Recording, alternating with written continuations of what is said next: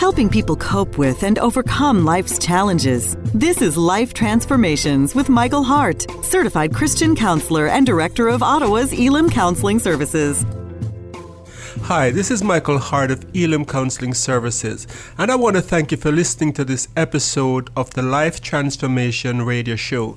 As usual, we have another interesting show lined up for you today, but before we begin, just in case you're new to this show, I'd like to tell you a little bit about Elim Counseling Services, what we do, the nature of our services, and so forth. Elim Counseling Services, we are a Christian organization that provides professional counseling from a Christian perspective.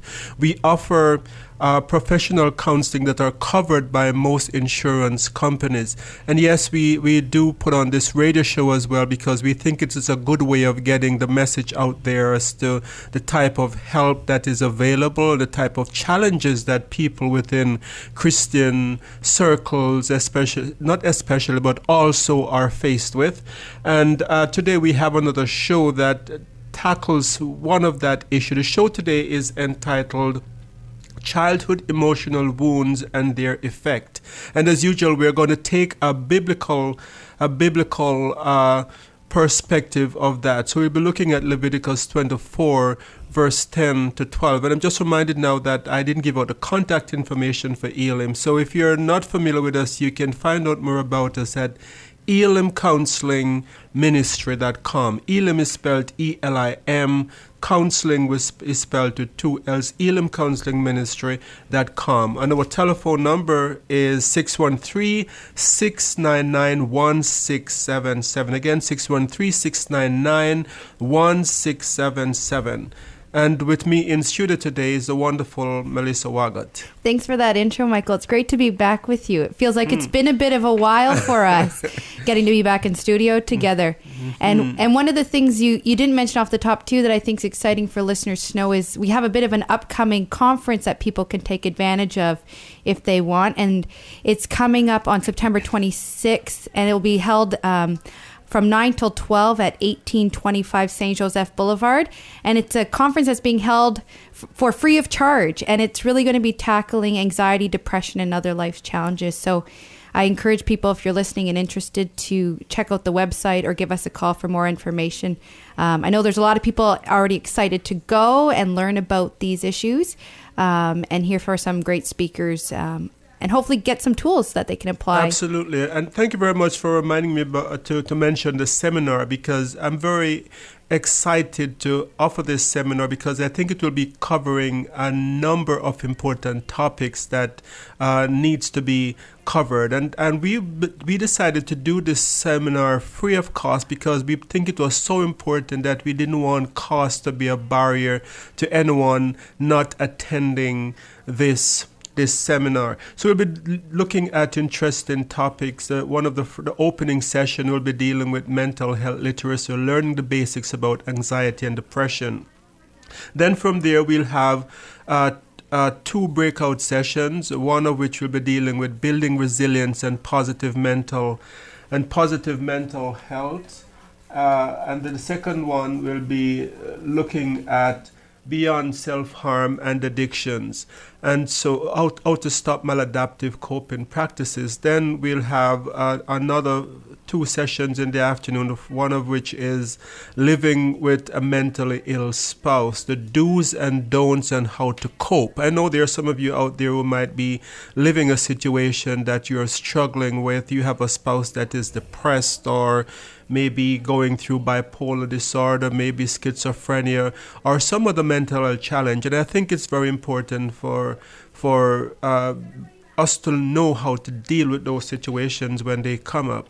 And I've also heard from a lot of people who are attending too, one of the reasons they've chose to sign up is they'll have friends or family members come to them with these type of issues. And just through conversation, it kind of sounds like they may be struggling with some of these issues, but they themselves don't have the tools or don't know what to do. So they're actually attending so that they themselves get a better mental health literacy, because as we've talked about on the show in the past, mental health and mental health issues are everywhere. No matter what circle you're in, no matter what class you're in, no matter where you come from, we interact with people on a daily basis with these challenges. So it's nice to know how you as a friend or a family member, or you experiencing yourself. Absolutely. And I think also for leaders of youth groups, for example, youth pastors, people who are leaders of cell groups, I think this seminar, this conference is a very important conference for them to attend, because these people are helpers who, if they have the right knowledge and the right tools, they can be the first line of help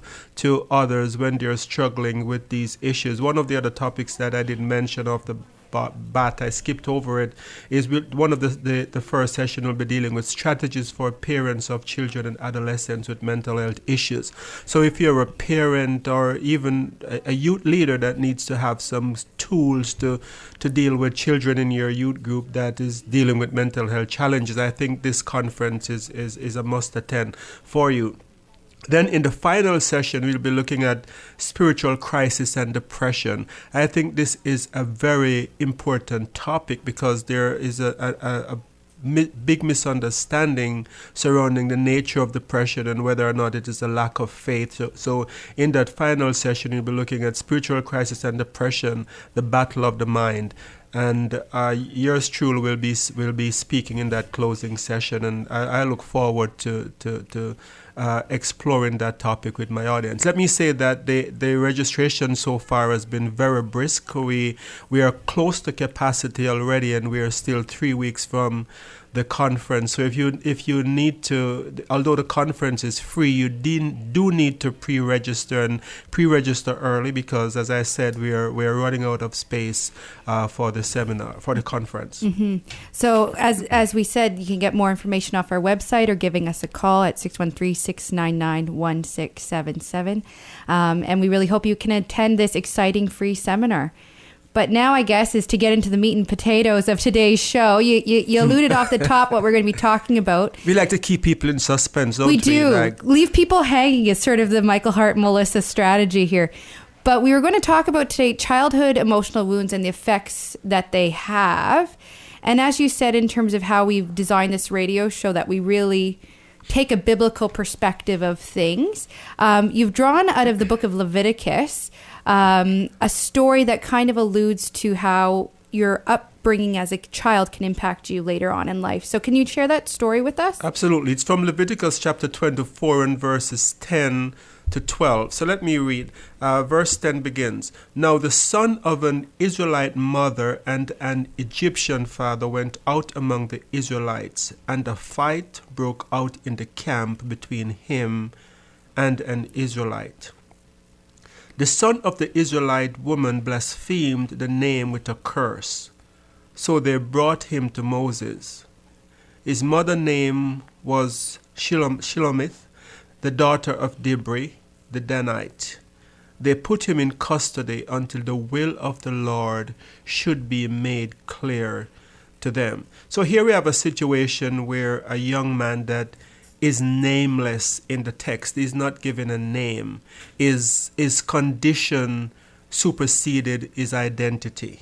He is not known by a name as most other biblical character. He is simply described as the son of an Israelite mother and an Egyptian father. And I think that omission of the name is very, very telling, because it means that his circumstances were so profound in those days, were so noticeable, so unusual, that he was known. That is the young man who has an Egyptian father. And we can understand why that would be so, because we are talking about the time of Moses here. So in the time of Moses, there was a lot of animosity, to say the least, between the Egyptians and the Israelites. Yes, there was not much love lost. There was not much love lost. And the Israelites for several generations were slaves to the Egyptians.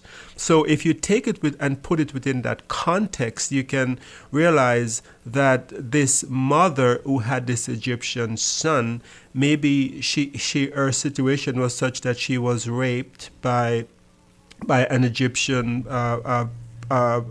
man, or maybe it was some kind of relationship that would not be looked upon as being the ideal situation in those days. So if we take that kind of a circumstance into which this young man was born, we can already begin to see that he was born in less than ideal circumstances. So how do you sort of describe the parental situation that and the cultural situation he was born into? How do these situations at the time of a child's birth affect the child later on? So let's take this as an example. If we look at this example, let us say this lady, she was raped in this case, and so she's having this son. You can just imagine the state of mind that this mother would have been in if she had a child that were born out of that situation. There would probably be a lot of anxiety that she would be going through, a lot of sadness. Maybe she would have even been depressed. And we know from studies that mothers who are depressed are not able to attend and to give a child the sort of nurturing that they need to develop into well-balanced adults. So this young man was probably brought into a situation where his mother was not able to give to him the sort of nurturing that would help him to become a well-adjusted adult. And what is also noticeable from the text is that we can see that his father was absent. And it might not immediately jump out at you, but if you notice that he's first described as being from an Israelite mother and an Egyptian father. But when he's described again in verse 11, what we are told is that he's the son of the Israelite woman. That's very subtle, and the father piece is completely left out. It's completely left out. So we can conclude from that his situation, even though his identity was that he was part Egyptian, his circumstances and the reality that he lived with was with a single mom with no father around.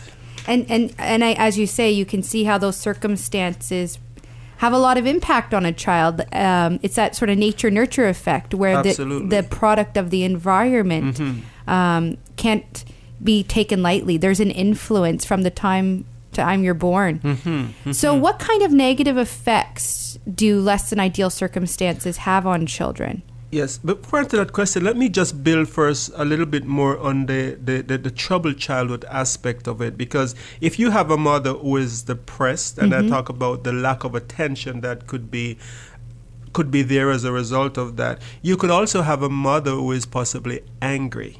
And a lot of times when mothers are going through very trying situations, the anger comes out to the child. It could be that her frustration with her situation was expressed to this young man. It could also be that if she was raped, every time she saw him was a reminder of her own traumatic situation that she went through.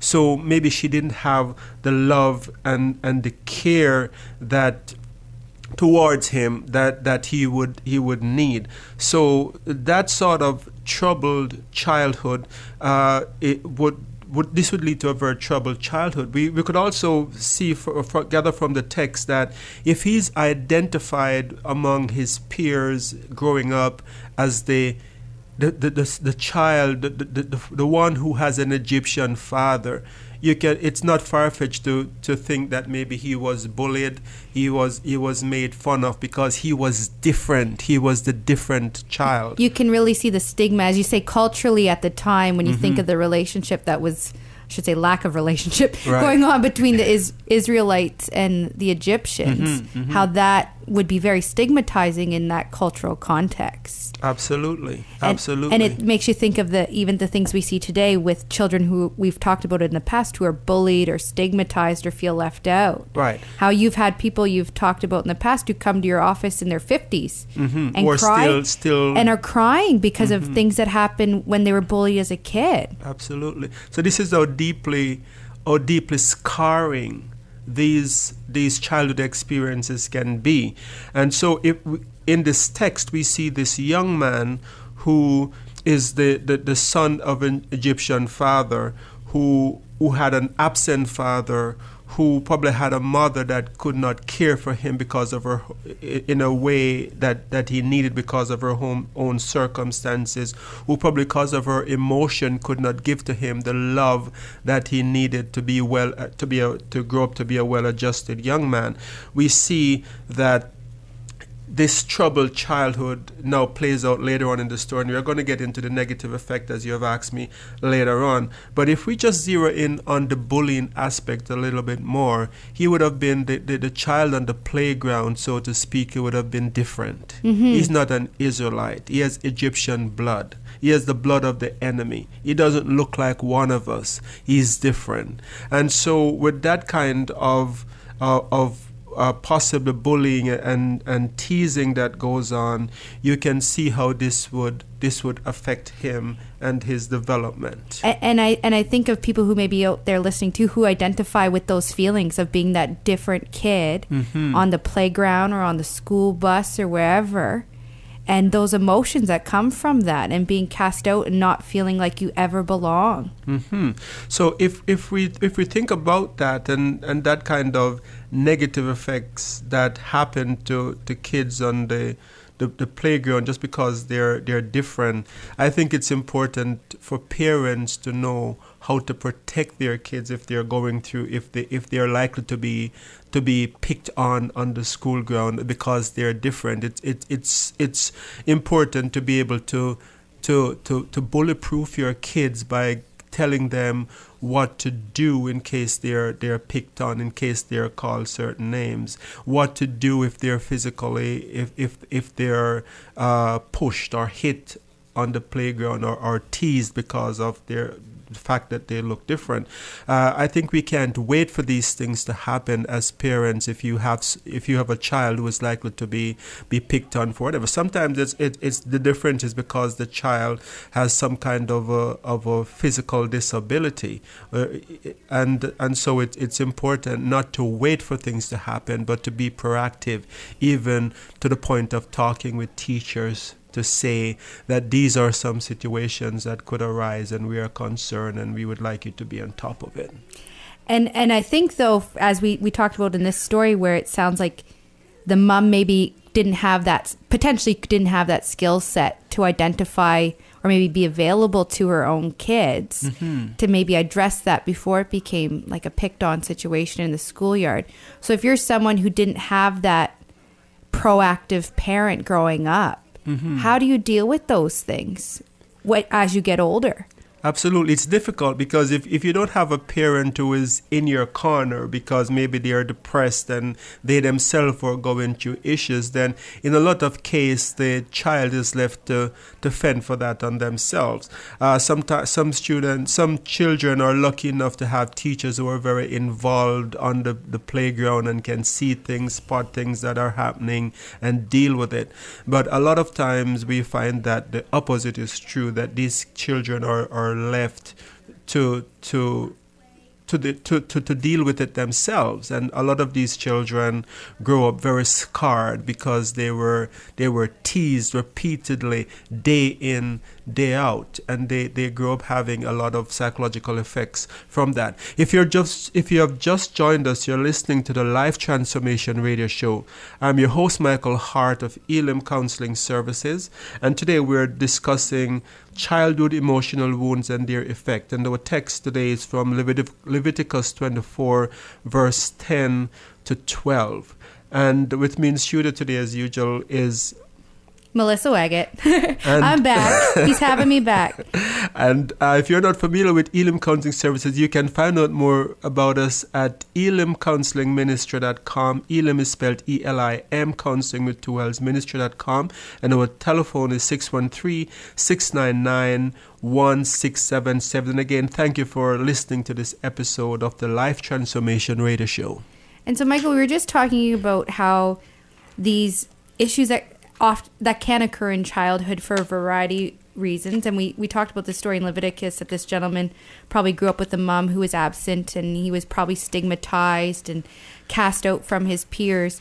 You were talking about how that can lead to psychological effects later on if they're not addressed and dealt with. And I think it's an interesting thing to delve into, because sometimes I think people may reach adulthood, and have these personality traits or the strategies in which they approach situations that for them is very normal, but maybe for their peers or their spouse or people close to them be maladaptive or negative. And maybe they can't figure out, why am I like this? And I think part of the show was to tease out how often our experiences in childhood have lasting effects as we get older. So what psychological things or adaptive behaviors do you see in your clients when these adults have experienced troubled childhoods? Okay, so there are a number of different things, and one thing that jumps out at us from this story is a lack of impulse control. So I'll just read that verse again, verse 11, where it says, the son of the Israelite woman blasphemed the name, and the name there is in capital letter with a curse. It is referring to the name of the Lord. The son of the Israelite woman blasphemed the name with a curse. So they brought him to Moses, that Leviticus 24, verse 11. Now, it's very significant that the name is capitalized and it's not mentioned, because in those days it was considered blasphemous even just to mention the name. So people would not say the name; they would use symbols to represent the name of God, but they would not say the name. It was reverent; it was so holy that people would not say the name. But this young man, because of his troubled childhood, got into such a rage that he not only said the name, but he blasphemed it with a curse. And you have done something that is totally unusual or uncommon when you have to be brought to the leader of the nation to figure out how to deal with your case, because we are told in this text that he was taken to Moses to figure out what should be done, and Moses was at a loss as to how he should deal with this case. So what they did is that verse 12 says they put him in custody until the will of the Lord should be made clear to them. So this impulse control, this young man got into a fight where he totally lost it. And he did something that was unthinkable in those days. He not only said the name, but he blasphemed it with a curse, the name of the Lord with a curse, and he was brought before Moses. So that to me is very, very telling, that his temper, his anger got the better of him to the point where he was able to commit this unthinkable act of blaspheming the name of the Lord. And so significant it was, so big an event it was, that he found himself before the leader of the nation for them to see what God's will was as to how he should be dealt with. So we see a lot of similar things in our justice system, where a lot of young people, a lot of young men especially, who have been from very troubled childhood, have the same kind of lack of impulse control, where they end up committing crimes. They end up abusing people in different ways. They end up using drugs, and it's this lack of impulse control that is as a result of troubled childhood that leads to these kind of problems. So we see that these lack of impulse control in adult relationships can also lead to strained adult relationships and create conflict in dealings with other adults. And we see this in the story as well, because we are told that there was a fight that broke out between this young man and another Israelite in the camp. So why do we see this happen in adults? Do their experience in childhood, is it just a lack of positive modeling of behavior that's causing it? Like what factors are causing them to have these explosive emotions or propensity to to do drugs or alcohol or kind of be a bit delinquent in their behavior?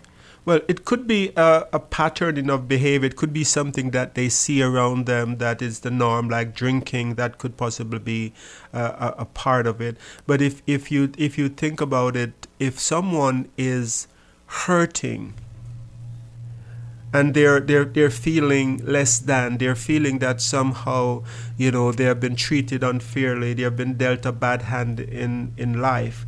A lot of these people who find themselves in this situation become angry because they don't know how to express their feelings of hurt. So the hurt becomes anger. And in this story, we see that this young man seemed to have been fuming with anger to the point where he lost it and blasphemed the name of God. So I think there's a saying that hurting people hurt others. And so I think the hurt and the pain that this young man was carrying caused them to react in this kind of a way, and led to him finding himself in the predicament that he did. And I'm just thinking someone growing up their whole life with that hurt may not even realize that hurt's there, or even know why it's there. And hopefully through this show, if you're like those symptoms or something you're seeing within yourself, you can start maybe teasing them out, because as you say, if those hurt people, and if you can't figure out why, right. And it's hard to move forward. It's hard to move forward, but if you're finding yourself, as you said, always angry, always on the edge, snapping for the simplest of things, and others around you going, "Why? That was just a minor thing. Why you're acting like that?" It is usually the case that there is something bigger that is fueling the anger. Do we also see spiritual impacts from people with troubled childhoods coming through? Absolutely. What we notice in this story is that he blasphemed the name of God. So here he's in a fight with another Israelite, and the first thing that he did was to break religious tradition or religious customs by blaspheming the name of God. People who are hurt or who have been abandoned by the parental figure, by their dad in this case, often have this kind of anger towards God, because in some cases it is easier to channel that anger towards God than to channel it towards people in their lives. So we see that there seems to have been some pent-up anger towards God, and when he got this opportunity, he became angry. He blasphemed the name of God right away. So we often see that people who were angry at their father, they are angry at the parental figure. They also have animosity towards God. But we also see, you asked me how it affects spiritual impact. We also see that people who have had these kind of troubled childhood, sometimes it's very hard for them to get into a close relationship with God, because to be alone with God resembles abandonment. And we have quickly come to the end of today's show. So Melissa, I want to thank you again for joining us in this edition of the Life Transformation Radio Show. And I'd like to remind you that if you have a question on this or any other show, or a question about any issue, you can call us at 613-699-1677. Until next time, this is your host, Michael Hart of Elim Counselling Services, praying that God would bless you in all your relationships and to keep you sound in mind and pure in heart.